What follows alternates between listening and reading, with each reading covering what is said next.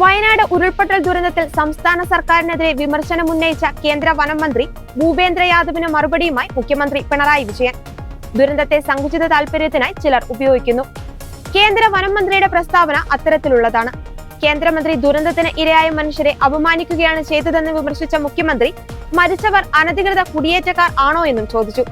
കേരളത്തിന്റെ മലയോര മേഖലയെക്കുറിച്ച് ചെറിയ ധാരണ പോലും ഇല്ലാതെയാണ് കേന്ദ്രമന്ത്രി സംസാരിച്ചതെന്നും പിണറായി വിജയൻ കുറ്റപ്പെടുത്തി. വലിയ സങ്കുചിത താല്പര്യങ്ങൾക്ക് വേണ്ടി പൊതുവേ ഇല്ല, പക്ഷെ ചിലരെങ്കിലും ഉപയോഗിക്കുന്നത് ദൗർഭാഗ്യകരമാണ്. അക്കൂട്ടത്തിൽ ജനങ്ങളെ യാഥാർത്ഥ്യം ബോധ്യപ്പെടുത്താൻ ഉത്തരവാദിത്വമുള്ളവർ തന്നെ ഉൾപ്പെടുന്നു എന്നത് അങ്ങേയറ്റം അപലപനീയമായ കാര്യമാണ്.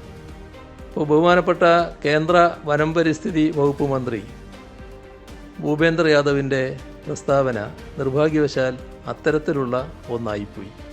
പ്രാദേശിക ഭരണ സംവിധാനത്തിൻ്റെ ഒത്താശയോടെ നടക്കുന്ന അനധികൃത മനുഷ്യവാസവും ഭൂമി കയ്യേറ്റവും അനധികൃത ഖനനവും ഒക്കെയാണ് മുണ്ടക്കൈയിലുണ്ടായ ഉരുൾപൊട്ടലിൻ്റെ കാരണമെന്നാണ് അദ്ദേഹം പറഞ്ഞത്. ഇതൊരു ദുരാരോപണമാണ് കേട്ടോ. ഇത്തരമൊരു ദുരാരോപണത്തിലൂടെ ദുരന്തത്തിനിരയായ മനുഷ്യരെ അവമാനിക്കുകയാണ് ചെയ്യുന്നത്. ആ ഹതഭാഗ്യരുടെ ജീവൻ നഷ്ടപ്പെട്ടല്ലോ കുറേ പേരുടെ. അവരെ ഈ രീതിയിൽ അവമാനിക്കാൻ പാടില്ല.